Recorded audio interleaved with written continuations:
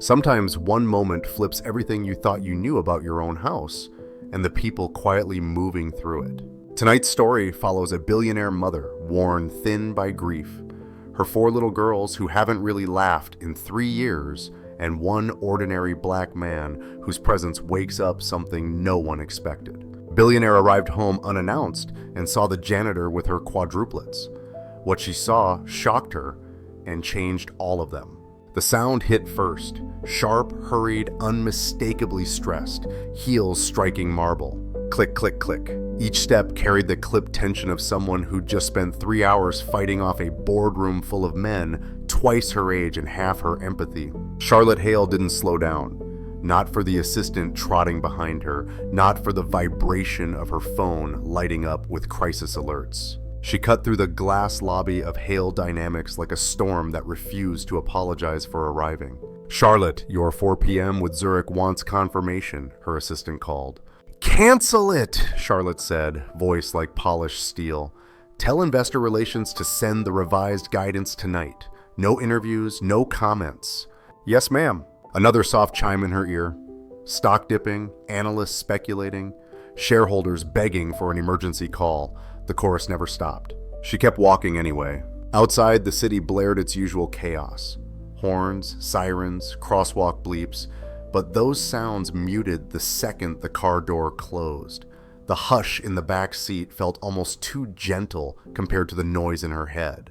"Just take me home," she whispered, so low she barely heard herself. As the driver pulled away, Charlotte exhaled through her nose the way her therapist had suggested, though she rarely followed the advice. Home wasn't comforting anymore. Home was quiet, too quiet. 3 years of too quiet. Her phone buzzed again.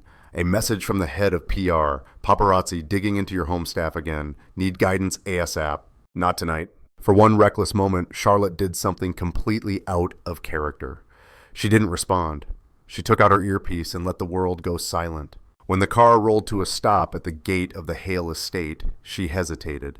That wasn't like her either. She was Charlotte Hale, the woman who'd built a multi-billion-dollar tech empire in under a decade, who'd stared down journalists without blinking, who had negotiated contracts while 6 months pregnant with quadruplets. And yet she sat there with her hands resting in her lap, fingers cold. She hadn't told anyone she was coming home early. Good. She didn't want anyone to prepare.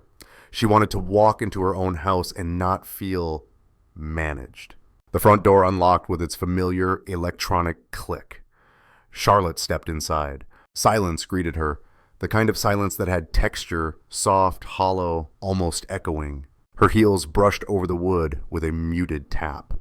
Somewhere a clock ticked steadily, marking the minutes she tried to outrun every day. This was the house where laughter had died, literally. After Daniel's helicopter went down, the whole place had folded in on itself. The brightness dimmed, the warmth drained. The 4 little girls who once babbled and chirped had fallen into a hush Charlotte had never figured out how to reach. 3-year-olds shouldn't understand grief that deeply, but hers did. She set her bag on the counter and listened the way only a mother does, hoping for something. Anything. The patter of feet, a question, even a whine. Nothing. She pressed a palm to her temple. Maybe I should have stayed at the office. At least that silence means productivity. Here, it just means I'm failing. She took a step toward the hallway. Another. And then a sound sliced through the stillness. Not just a sound, an eruption. A bright, bubbling burst of laughter. So loud, so full, so unrestrained that her heart actually skipped. Children's laughter. 4 little voices, her daughters. Charlotte froze. First came panic. Something's wrong. They don't laugh like that. Then came fear. Who's with them? Why didn't security call me? Her heels hit the floor faster now, echoing the tremor under her ribs. She cut down the corridor toward the grand room, pulse rising. The closer she got, the clearer the sounds became. Tiny gasps between giggles, soft thumps on the rug, 4 little girls shrieking with delight. They didn't sound like the daughters she knew. And then she heard him. A deep, warm laugh, unexpected and unguarded, rolling easily through the room. A laugh that didn't know this house was supposed to be a mausoleum. Miles Carter, the janitor. Charlotte reached the doorway and stopped so abruptly her breath snagged. There he was. On his knees on the rug, a makeshift harness of play rope looped around his waist, two toddlers bouncing on his back like he was some gentle giant, while the other two tugged the rope and cheered. He was a tall black man in his late 30s, warm brown skin catching the afternoon light, close-cropped twists fading neatly at the sides, shoulders solid from years of work most people never noticed. His dark eyes crinkled when he smiled, and right now they were crinkling in a way she'd never seen around her daughters. "Hey now, team," he rumbled, voice low and playful. "Be gentle with the old guy. I only got one spine left." The girls shrieked with laughter. Real laughter. Ellie, Emma, Everly, and Ava glowed with a joy Charlotte hadn't seen since the last night Daniel had kissed them goodnight. Something inside her cracked open, part awe, part jealousy, part sharp ache. They didn't even notice her standing there. Little Eva, the smallest, buried her face into Miles's shoulder, still giggling, and he held her with such easy tenderness that Charlotte's throat tightened. Her daughters weren't afraid. They weren't withdrawn.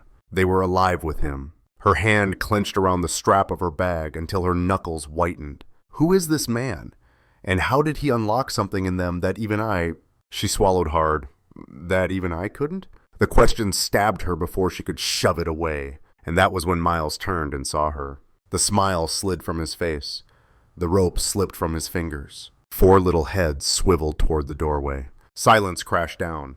The next morning didn't sound like her mornings either. Charlotte woke to light footsteps scampering across the floor, the squeak of a toy, tiny voices whispering, then bubbling into giggles as if they were trying not to wake her. The hallway felt charged with a warm energy she didn't recognize anymore. She sat up slowly and listened. They were talking, not just answering in clipped one-word replies. They were chatting, strings of little half-sentences, overlapping and excited. Another pang cut through her chest. She should go out there. She should greet them, hug them, show them she noticed. Instead, she stayed still, as if moving might break the spell. Downstairs, plastic blocks tapped against each other. "Where Mr. Miles?" Emma piped up. "Miles downstairs," she heard Ellie say, her voice soft but sure. A giggle, a thump. Everly shushing someone. Eva humming a tune Charlotte didn't even know she'd ever learned. "They're looking for him," Charlotte realized. Not for Mommy, for him. That thought stung more than she wanted to admit. She slid out of bed, feet cool on the floor, and padded toward the stairs. Halfway down, she stopped. All 4 little girls sat in a small circle on the living room rug, pajamas wrinkled, hair tangled from sleep, but their eyes glimmered, waiting for him. When Miles walked in with a basket of cleaning supplies, their faces lit up like someone had flipped a switch. "There he is. You came, Miles. Look, my bear story." Their voices layered over each other like a tiny choir. Miles chuckled under his breath, that same soft, warm sound. "Good morning, team," he said. "One at a time or this old captain's gonna get confused." He tapped his chest with a grin. They laughed again. From the staircase, unseen, Charlotte watched like an outsider watching a family that wasn't hers. Later that morning, once she'd gathered herself, she found the housekeeper in the kitchen. "Maria," she said quietly, "tell me about Miles." Maria jumped a little. "Miss Hale, did something happen?" "I want his file," Charlotte replied, keeping her tone even. "Background, employment history, everything." Maria hesitated for only a second. "Of course." The folder they handed Charlotte was thin, annoyingly thin. High school diploma, custodial training certificate, a list of odd jobs, no arrests, no red flags, nothing remarkable. Just a black man who kept his head down and his life small on paper. Then how does he, she thought, how does he know my daughter's better than I do? When she walked into the family room a few minutes later, the girls were gathered around him again. He wasn't doing anything dramatic. No brand new toys, no elaborate tricks. He was just there. Everly tugged his sleeve. "Miles, you know my bunny name?" He didn't even have to think. "Snowdrop," he answered, because her floppy ear falls on the left side. "Mine," Ava chimed in. "Sunny," he said, because you hug her when you're scared of storms. Charlotte's jaw loosened. Ellie pressed her small palm to his. "I know like loud noise," she reminded him. "I know," Miles said gently, pressing his palm to hers.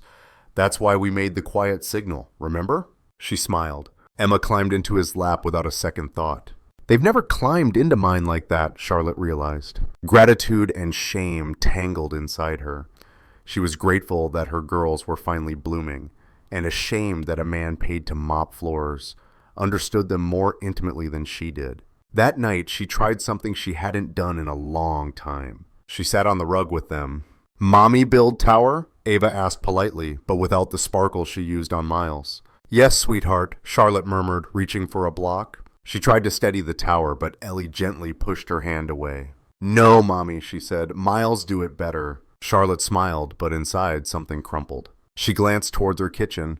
Miles was wiping down the counter, shoulders stiff. He'd heard. He always heard.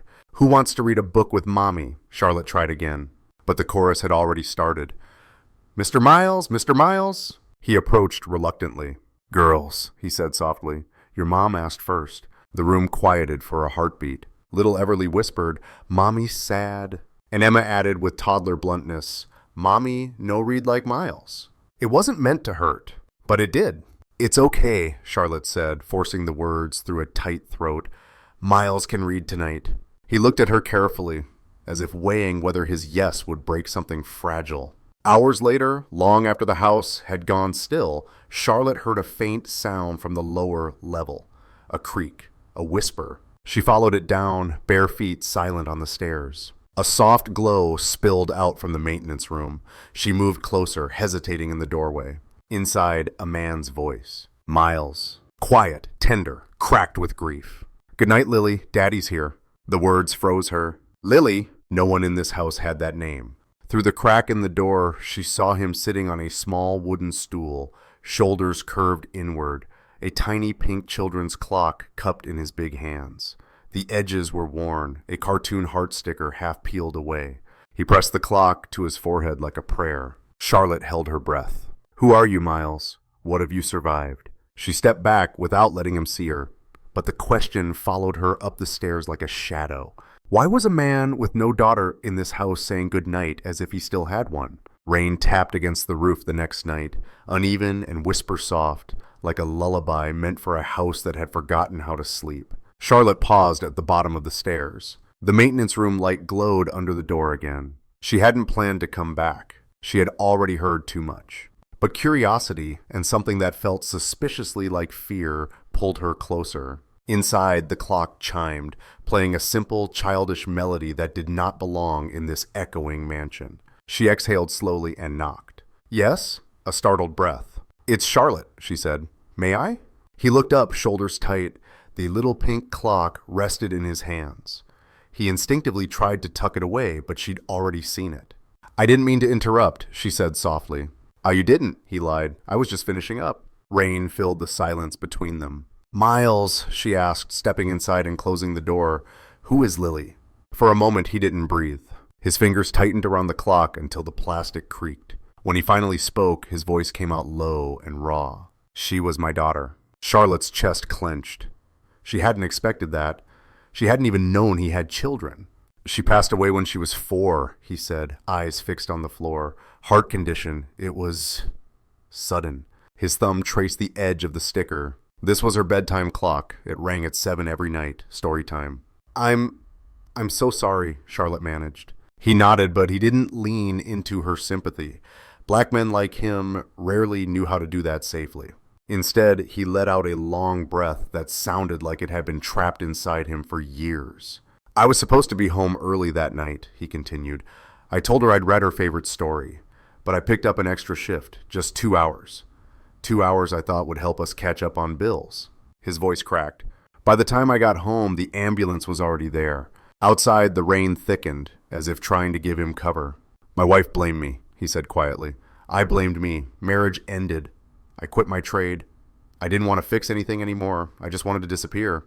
So I took jobs where you fade into the background, custodial work, night shifts, places where nobody expects a black man with a bucket to be anything." Charlotte's breath trembled. It felt too familiar. The guilt, the what-ifs, the one night that changed every law of gravity inside a home. She lowered herself onto the opposite stool. "Daniel, my husband, died coming home early too," she whispered. He always tried to make bedtime. He'd rearrange flights, delay meetings, cut corners with his schedule. The night his helicopter crashed, he was rushing home because the girls asked him to sing their lullaby. Miles lifted his gaze. "Helicopter crash," he said softly. "Right." "Yes," she nodded. "I told him it was too much, too late, but he went anyway."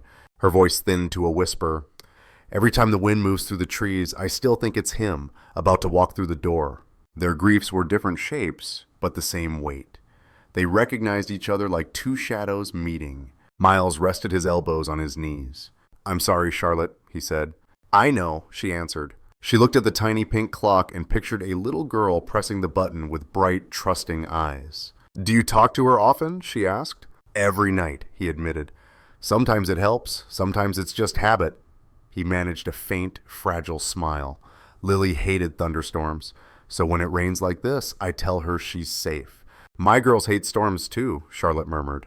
He laughed softly. "Kids always do." "No," she said. "I mean, they hate storms because they remember the night Daniel didn't come home."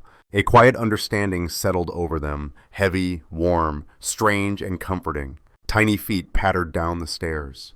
"The Mr. Miles?" a small voice whispered.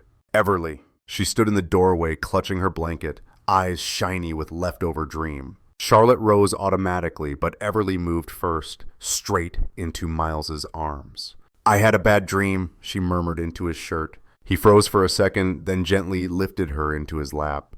"It's okay, sweetheart," he soothed. "I'm right here." Charlotte's heart ached and softened at once. Everly usually flinched away from touch, but here she was, clinging to him. Emma appeared next, rubbing her eyes, then Ellie, then Eva, dragging her stuffed bear. All four drifted toward him as if his voice were a warm, steady flame.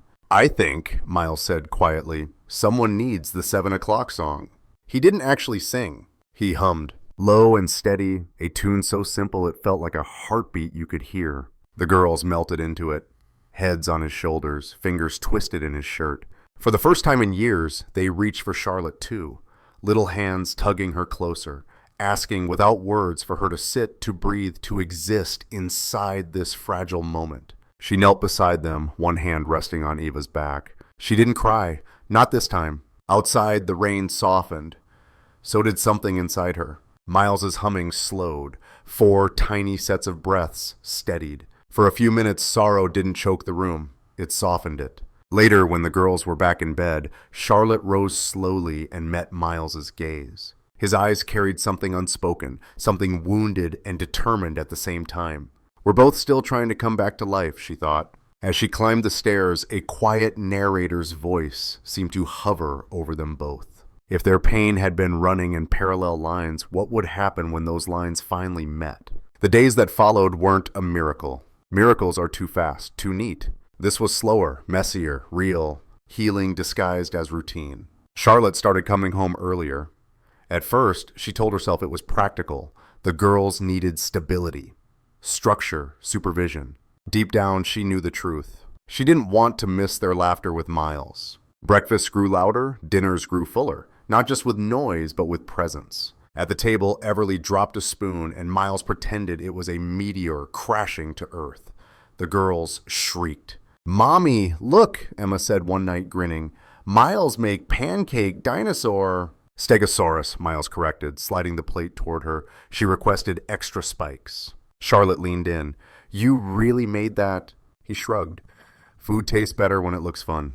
The girls nodded, mouths sticky with syrup. Charlotte tried to weave herself back in. She asked more questions, cut fruit with them. Once she even tried braiding hair. The results were uneven. The reactions mixed but enthusiastic. Still, every time she stepped into their circle, she felt like she was interrupting a song halfway through. One evening after tower building, she walked into the kitchen and found Miles rinsing a pot, humming the same wordless lullaby from the storm. "You're good with them," she said quietly. He didn't turn around. "Kids are simple," he replied. "They need attention, consistency, and someone who doesn't lie to them about how they feel." "How you think I lie to them?" she asked, stung. He turned the faucet off and faced her, drying his hands on a towel. "I think you're terrified you'll break them if you touch the past," he said gently. The words landed harder than she expected. "I'm trying," she whispered. "I know," he said, his tone softened. They do too. Silence settled between them. Gentle this time, not tight. You know, Miles added, glancing toward the playroom, they talk more around you now. They try harder. They want you there. Do they? She asked. He nodded. Kids don't force themselves onto people they don't trust. She held that truth like something fragile and holy. How did you do it? She asked finally. How did you get them to laugh again? Especially as a black single dad who's lost a child, how did you not just shut down? Miles braced his palms on the counter. By letting them lead, he said. By not rushing a heart that wasn't ready. Charlotte felt the shame of her own impatience creep up her spine. I've rushed everything in my life, she said. That's because the world expects you to, Miles replied. Them? He nodded toward the girls' scattered toys. They don't expect anything but love. Love. The word sat between them like something flammable. To break the moment, he glanced at the mess in the other room. I should finish cleaning before they somehow number the crayons. Stay for a minute, she said. He hesitated, then nodded. Days melted into rhythms that felt almost familial. Charlotte learned tiny details. Eva hummed when she colored. Emma always counted her steps on the stairs. Ellie whispered her thoughts before saying them out loud. Everly studied everyone else before choosing her own reaction. Miles noticed those things instinctively. He didn't hover or command, he just listened. One afternoon, she came home early and found him teaching the girls a rope-pulling game. 2 taps meant go, 1 tap meant stop, turning their fear of loud noises into a game they controlled. The girls cheered. She knelt beside them, tugging the rope gently, laughing when they laughed. For a moment, Everly curled up in her lap. Each tiny moment chipped away at the ice around her heart. That night, when the dishes were drying on the rack, she leaned against the counter. I don't know how to be a mother without breaking, she admitted. He set down the towel. You don't have to know, he said. You just have to show up. Grief teaches us the wrong lessons. It makes us think love is fragile. Kids don't keep score like that. Sometimes it feels like I'm the one who needs a mother, she confessed. He smiled, a small, sad, understanding smile. Grief'll do that, he said. Their eyes met. Not romantic, not yet, but deeply human. She reached for a plate, fingers slick with soap. It slipped. Careful! Miles caught both the plate and her hand before anything broke. His grip was steady, warm against her skin. For one heartbeat, everything went still. The past, the fragile present, the shape of something more forming in the space between them. Then her phone rang, sharp, urgent. She jerked back and grabbed it. Hello? Charlotte, her late husband's attorney said, voice tight. We need to talk about the images circulating online, the man in your home. Her stomach dropped. What images? She whispered. You should check your email, he said. This impacts custody and your reputation. Miles watched her from across the counter, unaware that his quiet little world was about to explode. By morning, the mansion felt colder, not in temperature but in atmosphere. Even the girl's usual soft noise seemed muted. Charlotte sat on the edge of her bed, staring at the email she'd finally opened. The photos were taken from far away, from the garden, through the fence, from the driveway. But the headlines screamed louder than any picture. Billionaire mom lets janitor play daddy. Chaos inside the Hale estate. Her chest tightened. There was Miles pushing a grocery cart, the girls hanging off the sides. Miles kneeling to tie Ellie's shoe. Miles lifting Eva onto his shoulders while Everly and Emma reached up for him. The photos were innocent. The captions were not. Overstepping boundaries. Is this appropriate caregiving? Where is the mother? A knock at her door snapped the trance. Miss Hale, Maria said softly, your in-laws are here. Of course they were. The dining room buzzed with quiet judgment when she walked in. Margaret, Daniel's sister, spoke first, her voice wrapped in faux concern. We came as soon as we saw the articles, she said. Charlotte, this is troubling. Her father-in-law folded his hands. We know you're under stress, he added, but allowing a janitor to step into a parental role publicly, that invites questions. Charlotte's spine straightened. He's been helping with the girls, she said. They respond to him. That's precisely the problem, Margaret replied. Children that age imprint quickly. He's not this man, Charlotte snapped before she could stop herself. His name is Miles, and he has been good to them. We're not questioning his kindness, Margaret said, exchanging a look with her father. We're questioning the optics. This family is constantly watched. You can't afford a scandal, her father-in-law added. You also can't risk anything that might shake custody stability. The legal agreements after Daniel's passing are delicate. The warning hit its mark. They don't want what's best for the girls, she thought. They want control. Perhaps, Margaret suggested, a trained professional would be more appropriate. Someone with credentials, education, someone from our side of... Our side of what? Charlotte cut in. Of society, Margaret whispered, as if the word itself might burn her tongue. By afternoon, the board had weighed in too. Investors are concerned, a senior member said over video, not even pretending to be delicate. Headlines implying blurred lines with domestic staff are destabilizing. This is my private life, Charlotte answered, fighting for calm. Your private life is part of your public credibility, he replied. Even rumors can impact valuation. So now I'm responsible for how paparazzi twist a picture, she thought bitterly. By evening, she was hollow. The girls were restless, snapping at each other, pacing with nervous energy. Where's Mr. Miles? Everly asked, tugging at her sleeve. He's working in another room, sweetheart, Charlotte said. No, he's not, Eva muttered. He didn't play today. That was when Charlotte noticed it too, the silence where his laugh usually lived. She found him polishing the stair rail, every movement careful, avoiding her eyes. He's pulling back, she realized, on purpose. At bedtime, the girls tossed and turned. Miles' story, Emma whispered as Charlotte tucked her in. Mommy can read tonight, Charlotte said gently. No, Miles, Emma answered, honest as ever. It took almost an hour to settle them. When Charlotte stepped into the hallway, Miles was passing by with a basket of towels. He froze. Sorry, he said quietly. I didn't mean to disturb bedtime. You didn't, she said. You've been distant. I thought it was best, he replied. His voice was flat. For who? She whispered. He didn't answer. Her phone buzzed again. Another email. This time from the prestigious academy she'd spent months trying to get the girls into. Subject line, temporary admission hold Hale children. Her eyes skimmed the message. Given recent concerns regarding the home environment, we believe it is in the best interest of all parties to delay admission pending further review. Her daughters were being quietly turned away because she'd allowed someone to love them. Because that someone was a black janitor. Her vision blurred. Behind her, Miles shifted, sensing something was wrong. Charlotte? He asked, but she couldn't answer. The consequences were rolling in like thunder, and nothing felt safe anymore.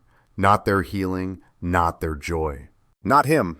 The next morning arrived too quietly. Charlotte stood in the driveway, smoothing the crease of her blazer, waiting for the academy's director.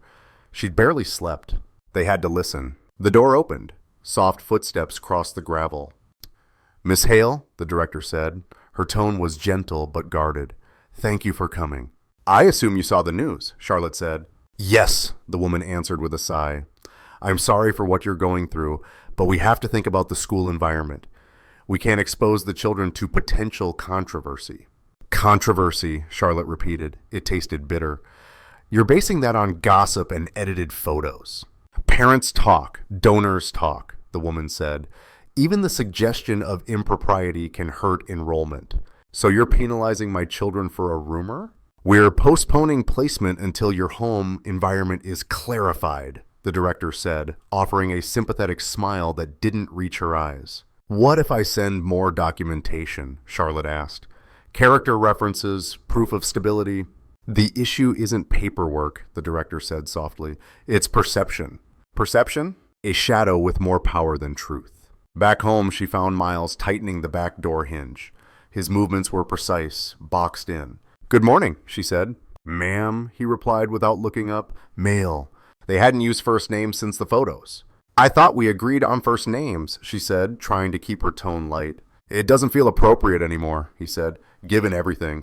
Miles, you don't have to pull away from the girls because of a headline, she said. They need you. He set down the screwdriver. What they need is stability, he said quietly. Right now, I'm the opposite of that. Before she could answer, the doorbell rang.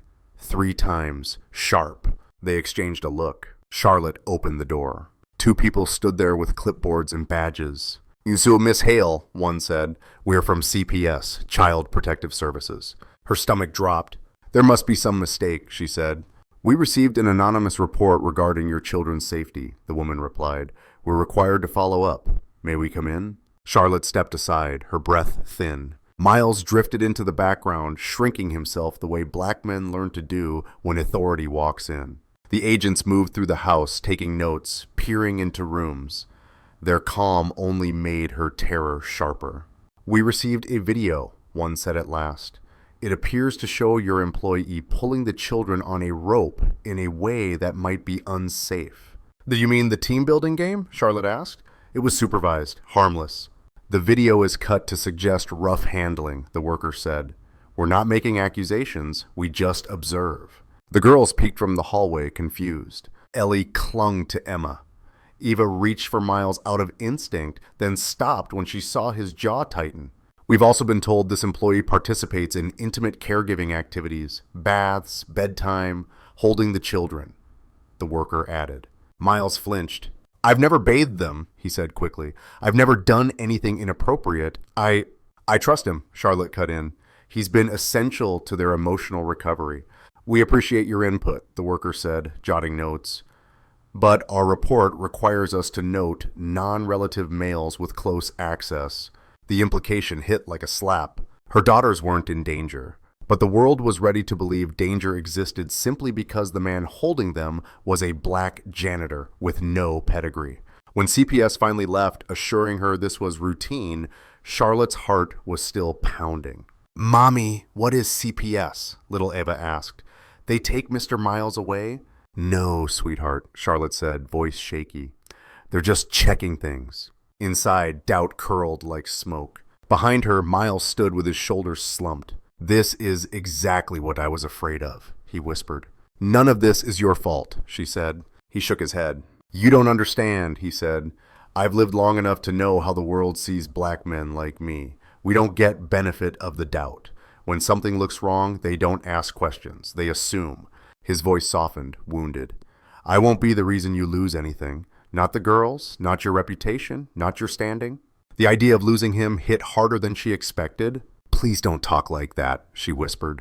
But he was already folding into himself. Charlotte, he said, I've stayed too close. That night she went to the guest quarters, meaning to convince him, to ask him to stay, to fight for the fragile family forming between them. When she opened the door, she froze. An open suitcase lay on the bed, neatly folded shirts, work boots, a small photograph of Lily tucked into the inside pocket. He looked up, caught. I was going to tell you, he said quietly. Miles, what are you doing? She asked, though she already knew. I'm leaving, he said, before everything gets worse. Her eyes stayed on the suitcase. Why? She whispered. He stared at it as if it could hide him. Because the girls deserve safety, he said. Every headline, every rumor, every whisper points back to me. I won't let myself be the reason they lose anything. Not a school, not a chance, not their stability. Do you think you're a danger to them? She asked. He shook his head. Not a danger, he said. A liability. She stepped between him and the suitcase. That's not fair, she said. It's the truth, he answered. People look at a black janitor in a billionaire's house and see risk. No degree, no pedigree. Just a man who ended up too close to someone else's children. You didn't end up here, she said. They chose you. He flinched. Charlotte, I love those girls, he said, voice cracking. But love doesn't cancel suspicion. When CPS walked in and Everly grabbed me, I saw the fear in your face too. I can't let them get attached just to watch me get torn away. You're doing this out of fear, not love, she said. That's exactly wrong, he replied. This is what love looks like after you've already buried one child. You learn to walk away before the world rips them from you. The room went quiet. You think leaving protects them, she said. It doesn't. It breaks them. They'll recover, he insisted. No, her voice rose, shaking. Because you weren't just a distraction. You were the first person who made them feel safe after Daniel died. He lowered his head. And I might also be the first person they watch walk away, he said. She moved closer. You're not just afraid for them, she said softly. You're afraid for yourself. Since Lily died, you've been punishing yourself. Hiding. Convincing yourself that loving another child is betrayal. His jaw tightened. I don't get to make mistakes, Charlotte, he said. When CPS shows up, black men like me don't get second chances. And what about my girls? She whispered. Do they get a second chance at someone who feels like home? His breath hitched. Don't say things like that, he said. Why not? She asked. Because it's true? He looked away. Charlotte, the life you have, the world you move in, it wasn't built for someone like me, he said. Maybe it's not about those worlds anymore, she replied. Ahem. I can't stay, he said. If I do, I don't think I can keep my distance. You don't have to, she said quietly. The words hovered between them, heavier than any confession. He gripped the suitcase handle. I need air, he muttered. He brushed past her and headed through the hallway, past the mudroom, toward the garage. Miles, wait, she called. He paused at the door, but didn't turn around. If I don't leave now, he said, I might not leave at all. The door closed behind him. Charlotte stood in the empty hallway, pulse pounding. Something inside her snapped. She grabbed her keys, marched to her car, and pulled out of the driveway. She didn't know exactly what she was going to do, only that she wasn't going to let fear and headlines and whispers and class and race decide what her family looked like. Studio lights buzzed softly above her, like an artificial heartbeat trying to steady her breathing. Charlotte sat in the green room of a nationally syndicated evening show, palms on her knees, fingers trembling with a blend of resolve and fear. This wasn't her battlefield. Boardrooms, investor meetings, press briefings, she knew how to command those. But sitting in a TV studio about to expose her private life to millions, that required a vulnerability she'd spent years burying. Miss Hale, we're ready for you, the producer said. Charlotte stood, smoothing her jacket. I'm doing this for the girls, she thought. And for him. On stage, the host smiled into the camera. Tonight, we're speaking with Charlotte Hale, the tech visionary whose recent headlines have sparked a national conversation. Soft applause. Charlotte took her seat. You've had a difficult few weeks, the host began. Before we talk about the controversy, how are you? Really? The simplest question, the hardest to answer. Tired, Charlotte said honestly, but determined. The host nodded. After your husband's passing, you went very private, she said. Until now. When Daniel died, the girls were only 2, Charlotte said. They stopped talking for almost a year. They shut down, and she exhaled. I buried myself in work. It felt safer than sitting with grief I didn't know how to mother through. And then something shifted, the host prompted. Recently, because of someone unexpected. Yes, Charlotte said. Her voice softened. A man came into our lives, someone no one would have predicted. The janitor employed in your home, the host said. A ripple ran through the audience. Yes, Charlotte replied. Miles Carter. And the rumors, the host pressed. The photos, accusations of impropriety. They're wrong, Charlotte said, steady and clear. The room quieted. Miles isn't a danger, she continued. He isn't a scandal. He's a black single father who lost his own little girl, and somehow, through that grief, found the gentleness to reach mine. She felt her voice tremble and didn't hide it. We tried everything, she said. Therapists, specialists, programs. Nothing reached my daughters. Nothing until Miles. He didn't show up to replace anyone. He showed up, did his job, and saw 4 little girls who needed to be loved without fear. The host's expression softened. So who is he to your family? She asked. Kisua, he's the one person who doesn't see my daughters as a headline or a legacy, Charlotte said. He sees 4 little girls who like dinosaur pancakes, who get scared of storms, who still reach for their father in their sleep, and he treats them like they're worth showing up for every single day. And who is he to you? The host asked gently. Charlotte paused. I'm still figuring that out, she said. But I know this. If the world has a problem with the man who gave my daughters their laughter back, then the world has a problem with me. The sentence dropped into the silence like a stone into water. The host nodded slowly. That's a bold stance. It's the truth, Charlotte said. The interview ended. Backstage, her phone exploded with alerts. CEO defends janitor in emotional interview. The world has a problem with me. Hale's viral stand. Messages poured in from single parents, widows, janitors, nurses, people who knew what it felt like to be judged for who they trusted.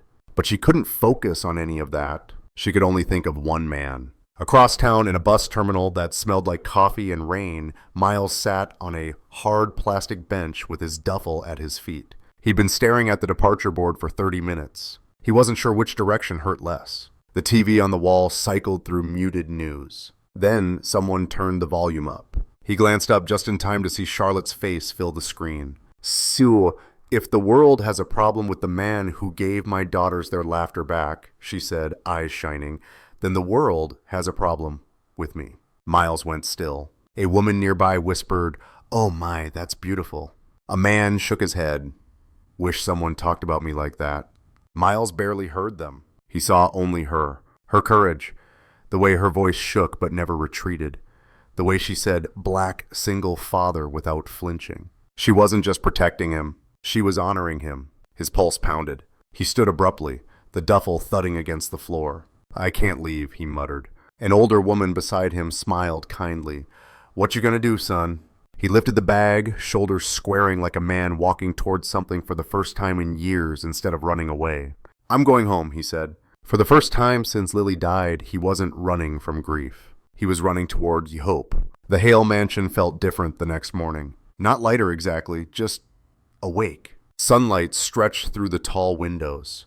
From the playroom came the sound of blocks clacking, little voices humming. The doorbell rang at 8 a.m. "Mommy, someone's here," Ava called, feet pounding across the hall. Charlotte hurried to the door, bracing for reporters. When she opened it, she froze. Miles stood on the step, duffel over one shoulder, Lily's pink bedtime clock in his hand. His eyes were tired from travel and swollen from something deeper, but they were clear. The girls didn't wait.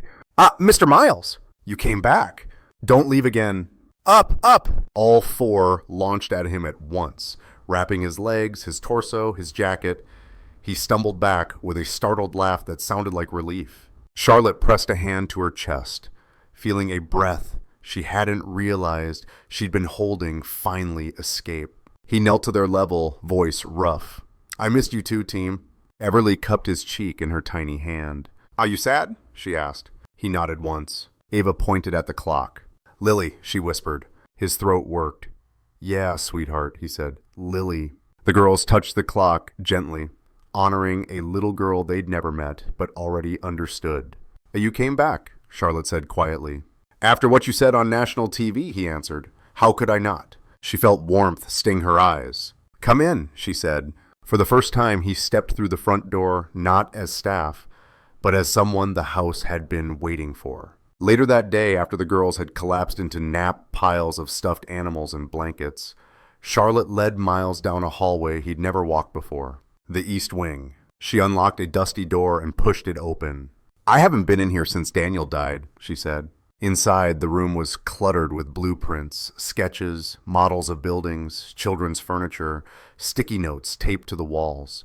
Dust lay over everything like a thin gray sheet, but the vision underneath was still clear. Miles stepped forward slowly. "What is this?" he asked. She touched the corner of a large blueprint. "This was Daniel's last passion project," she said, "and now it's mine." He leaned closer. The plans showed bright playrooms, therapy spaces, family suites. At the bottom, in Daniel's handwriting, were 3 words: Lily and Daniel House, a haven for families in crisis. Miles swallowed hard. "Lily," he repeated. "Your daughter," Charlotte said gently.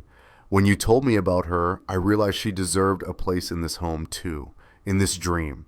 Emotion washed over his face, shock, gratitude, grief, all layered. "This center is for parents caring for sick or grieving children," Charlotte continued. "Somewhere families can stay together during treatment. Somewhere that feels like a home, not a hospital." "Charlotte, this is..." he started. "Necessary," she finished. "Why are you showing me this?" he asked. "Because I want you to help me build it," she said simply. "I want you to be co-director, lead the programs, train staff, guide families the way you guided mine." "Me?" he choked. "Charlotte, I'm not qualified. I don't have letters after my name. I'm just..." "You're not just anything," she interrupted. "You're a black single dad who knows what it is to lose a child and somehow still show up for other people's. You know grief, you know healing, you know how to listen instead of fix. That's more qualification than half the experts I hire." He shook his head, overwhelmed. What if I fail? He asked. What if I disappoint you? What if I'm not enough? If you stumble, the kids will see a man who stands back up, she said. If you're afraid, they'll learn that bravery isn't lack of fear. And if you ever forget you're enough, I'll remind you. Tears burned his eyes. And Daniel would want this, she added. He built this dream for families like yours, and like ours. The girls burst into the doorway, hair a mess, blankets dragging. Mommy, why are you crying? Ellie yawned. I'm not crying, Charlotte said, wiping her cheeks. Mommy's just happy. Miles knelt as the girls swarmed him, pointing at drawings. Is this a castle? Will kids live here? Lily live here? In a way, he said. Yeah. That evening, after they had gone to bed, Charlotte sat on the couch with a thick folder on her lap. Not a contract, not a board report. Legal language, 4 names. Supplemental guardianship. There was space next to hers on the line that mattered most.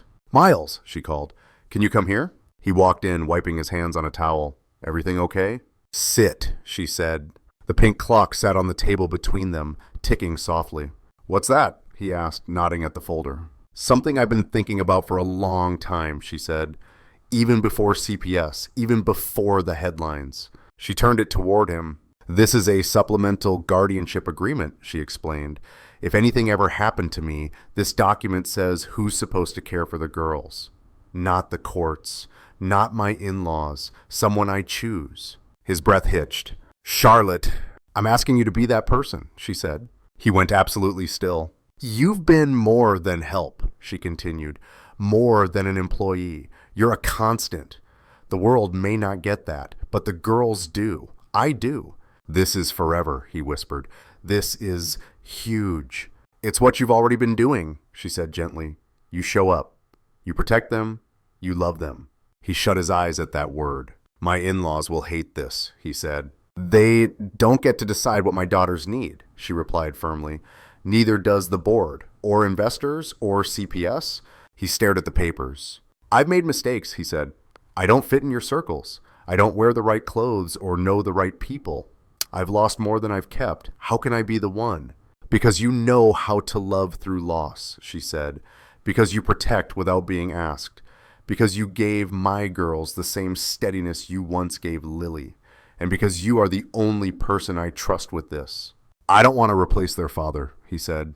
You never could, she answered. You could be another kind of father, one they choose, one who chooses them. What if I fail? He asked, voice breaking. Then you apologize, she said softly. You learn, you try again. That's what real fathers do. That's what real families do. Footsteps pattered in the hallway. 4 little faces appeared at the doorway. What you doing? Emma asked. Talking, Charlotte said. Ellie pointed at the folder. Why Miles sad? Not sad, he said, laughing through a lump in his throat. Just thinking big thoughts. The girls climbed onto the couch and into their laps. What's this? Everly asked, tugging the folder. It's about our family, Charlotte said. Are we getting a puppy? Eva gasped. Not yet, Miles said, smiling. But that'd be nice. Girls, Charlotte said, if Mommy couldn't be here one day, who would you want to take care of you? They didn't hesitate. Miles! Daddy Miles! Mr. Miles! Miles! He stared at them like the world had tilted. See, Charlotte whispered. Before he could answer, voices drifted in from outside, people gathering. The opening. Time? Ellie asked. Yes, Charlotte said. Time. The ceremony for Lily and Daniel House drew families, doctors, and neighbors. The air hummed with hope. Charlotte spoke first. This project honors 2 children, she said. One I carried and one I never met. But both taught us that love doesn't disappear when life changes shape. She spoke of Daniel, of his dreams. She spoke of Lily, the princess Miles carried in his heart. Then she looked toward him. And today, she said, one man reminded me that healing doesn't come from perfection. It comes from presence. She invited him to the stage. Miles walked up slowly, heart pounding. I'm not used to speaking in front of people, he said into the microphone. I'm more the guy who's mopping in the back. The crowd chuckled softly. But I know what it's like to lose a child, he said. I know what it's like to lose hope. And I know what it's like to find it again in a house you are only supposed to clean. He looked at the quadruplets, at Charlotte. That's what Lily and Daniel House is, he said. Not a miracle factory. Just a place where families don't have to pretend they're okay. A place where love circles back. Applause washed over them. Charlotte joined him on stage. Their fingers brushed, still careful but less afraid. The girls tugged them off the stage and into the garden. "Mommy, Daddy Miles, come see," they called. "Daddy Miles." They said it like it was the most natural thing in the world. Miles looked at Charlotte, rattled and moved all at once. The future neither of them had planned was pulling them forward, tiny hands wrapped in theirs. The garden behind the mansion had always been quiet, like a memory sealed in glass. Today it sang. 4 little girls ran through the tulips Daniel once planted. Their laughter chimed in the air like wind bells. Charlotte stood by the old wooden bench, fingers tracing the DH carved into the arm. The wood was worn by rain and years, still solid, still holding. "They're gonna flatten every tulip out here," Miles said, walking up beside her. "Daniel would have let them," she answered. He sat, leaving just enough space that their shoulders barely touched. Even that small contact felt different now, less like an accident, more like a choice. Eva ran by, paused, and leaned her head against Charlotte's hip. "Mommy, look," she said. "Daddy Miles, watch us." Miles blinked. "Sweetheart, you don't have to call me." "We want to," Emma cut in. "Because you stay," Ellie added. "And because you love us," Everly finished. He stared at the ground, overwhelmed. "I do," he whispered. "More than you know." "Duh. They're just saying out loud what's already true," Charlotte said, laying her hand over his. His fingers curled around hers. As the sun dipped low, they all squeezed onto the bench, Miles in the middle with 2 girls on his knees, the other 2 leaning against Charlotte. On the patio table nearby, Lily's pink clock ticked gently, marking the hour Daniel had always called magic time. "The story time?" Charlotte asked. "Yes! Daddy Miles pick." "No, Mommy pick." "Both pick!" Miles chuckled. "Sounds like we're co-authors," he said. Instead of reaching for a book, he closed the basket. "What if," he suggested, "we tell a story without words on a page?" "You can do that?" Ava gasped. "I think he can," Charlotte said. He took a breath. "Once upon a time," he began, "in a house that forgot how to laugh, there lived 4 brave princesses." The girls settled in closer. These princesses could calm storms with their tiny hands and mend broken hearts without even knowing. But the house stayed quiet because their queen was sad. She missed her king, who had flown away too soon. Charlotte's eyes burned. "And then," he continued, "one day a man with a mop walked into their castle. He wasn't a knight or a prince, just a black single dad trying to fix a leaky pipe and stay invisible." The girls giggled. "But he had a secret," Miles went on. "His heart was broken too. He'd lost his little princess named Lily, so he'd forgotten how to laugh." "Like us," Ava whispered. "Exactly like you," he said, kissing the top of her head. "And then?" Ellie asked. "Then," Miles said, "the princesses taught the man how to laugh again. And he taught them that hearts don't stay broken forever. They just change shape." "And the queen?" Everly asked softly. Miles looked at Charlotte and didn't look away. "The queen," he said, "learned she didn't have to carry her sadness alone. She learned that letting someone in wasn't weakness. It was courage." Charlotte didn't bother hiding her tears. The girls clapped. "Best story ever!" Later they tucked 4 sleepy bodies into 4 small beds. "Mommy," Emma murmured, "we a whole family now." "Yes, sweetheart," Charlotte said. "We are." Ellie reached out a hand. "Daddy Miles, kiss goodnight." His breath shook, but he leaned down and kissed each forehead. Charlotte watched, her heart full enough to ache. Lily would have adored them, she thought. And Daniel would have thanked him. When the lights dimmed, Charlotte and Miles stepped into the hallway. They walked side by side back out to the garden. The night air was cool, roses scented the breeze. "I never thought I'd have something like this again," he said quietly.